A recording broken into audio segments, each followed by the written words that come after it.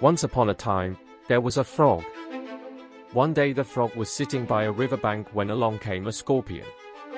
"Hello, brother frog," said the scorpion. "I wonder if you might be so kind as to give me a ride across the river on your back." The frog knew that the scorpion could not swim.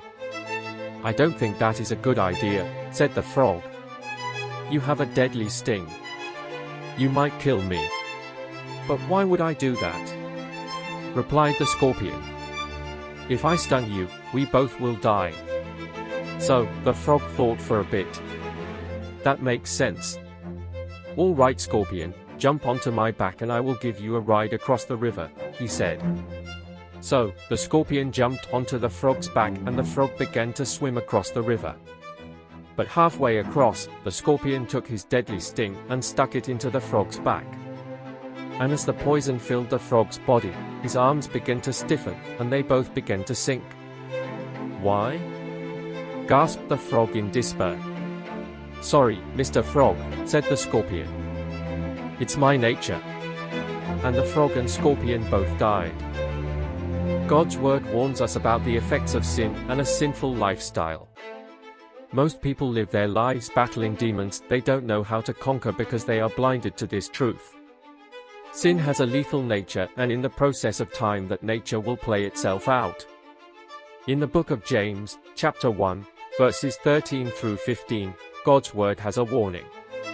"But every man is tempted when he is drawn away by his own lusts and enticed. Then when lust has conceived, it brings forth sin. And seeing when it is finished brings forth death." Do you see the connection? In the story, the frog innocently took the scorpion's word of promise, but the scorpion could not deny his nature.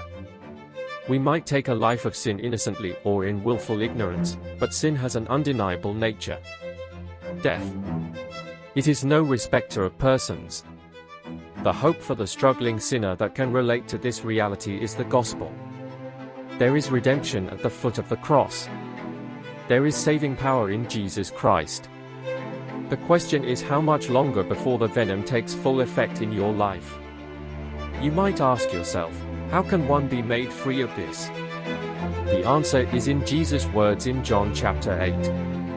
"Therefore, if the Son makes you free, you shall be free indeed." So, we can make a connection here.